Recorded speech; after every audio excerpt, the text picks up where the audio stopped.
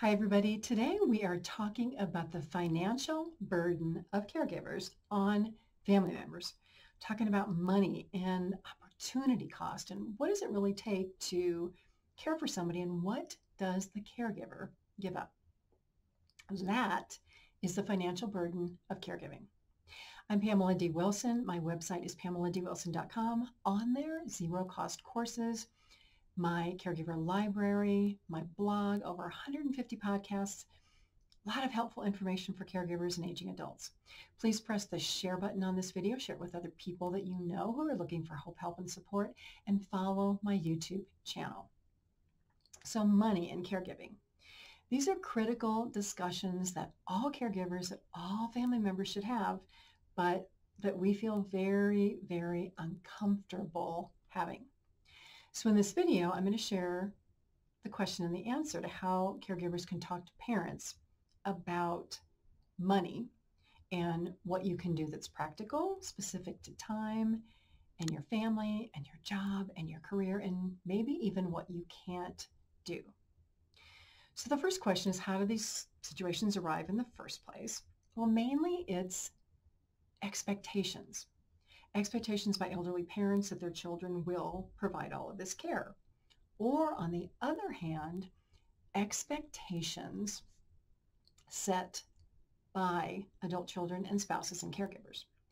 And these expectations are set through the action of doing the things that you do for your parents and you don't talk about it, the things that you give to other people and you don't talk about it.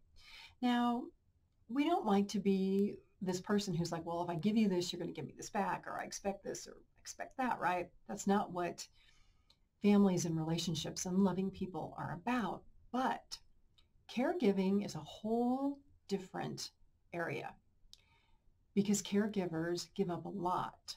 And if you don't talk, but you do, then you have all these people who are expecting that this is the way that it's always going to be. And as the caregiver, you probably think, well, not a big deal. I can do this. But 3 years, 5 years, 10 years down the road, when you are exhausted and burned out and your health is poor and maybe your marriage is suffering and your kids aren't getting the time and attention they need, then you might think about, I can't do this anymore. So then the problem is you have set this pattern for a number of years that you're going to have to break with all of these people who have these expectations about what you're going to do. And when you bring up the idea that I need a change, the people who've been receiving all this help are going to be shocked. They may be angry. They may make you feel very, very guilty. And they may throw things at you like, well, you're not the person who has all these health problems. I have all these health problems. I need this help. And you're only thinking about yourself. Well, what's wrong with that? What's wrong with a caregiver prioritizing his or her own life and their marriage and their job and their family? There is nothing wrong with that at all. And don't let anybody tell you otherwise. Now, there's many cultural beliefs around this. I understand that. But if you are in a good place and you're emotionally balanced and you can look at the facts and not be driven by emotions, you may realize that it's okay to take a step back. After all, how long have you been helping? 1 year, 3 years, 5 years. You've put in a lot of time and a lot of effort, and you've traded a lot of your life. Primary caregivers who are adult children or a spouse don't have what I call a perceived cost or a perceived value, right? What does all this mean? It's the idea of opportunity cost. And so if you don't know what opportunity cost is, it's the idea of choosing one thing over another.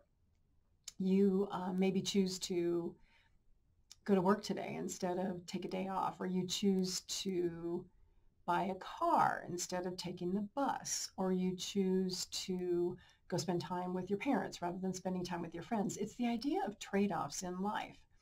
And if we put caregiving in the context of running a business with a profit and loss statement, it's easier to see all this. This is putting caregiving way over into the factual-based arena versus the emotional-based arena, which is where most caregiving relationships sit all of the time. And the reason that it's always emotional versus factual is we don't want to put a cost on our time and our value and our relationships. The time that caregivers give to care for a parent or a spouse means that the caregiver cannot use that time to do other things. That's opportunity cost. Some caregivers give up their jobs to become full-time caregivers. Well, what is the value of that employment versus caring for a parent? Well, first of all, you have the salary that's given up. Then you've got retirement contributions, contributions to Medicare, Social Security. You have work relationships. You have employment skills. Caregivers who give up their jobs give up a lot and they don't even think about the consequences. You lose job skills. Your job skills become rusty. If you want to get back into the workforce, how are you going to explain your time off? Re-entering the workforce is going to be more difficult because you now may be underskilled for the job that you need. You may lack qualifications. Then there's all these social and emotional costs that come in. You've given up your friends. You've given up your relationships. Your total focus has been on this elderly parent or this spouse. So caregivers really do give up a lot. And not all aging parents or spouses can really show appreciation for what a caregiver gives up if they've never done that themselves or they have no experience. Now, if we were going to put a number on this, the value can obviously be zero. It can be $5,000, $10,000, $15,000 a month. When you look at if a parent had to pay somebody to provide these services or live in assisted living or do all these things, it's a lot of money. And again, take the focus off money, but take it off the cost to the caregiver. No retirement money, no contributions to Medicare or Social Security, damage to a marriage, damage to relationships with children, damage to the caregiver's health. While there are a lot of negatives in caregiving, there's a lot of positives. It's the good that we feel. We would never trade that time with a parent. But somewhere there has to be this balance and these balanced discussions about being realistic so that relationships are not destroyed.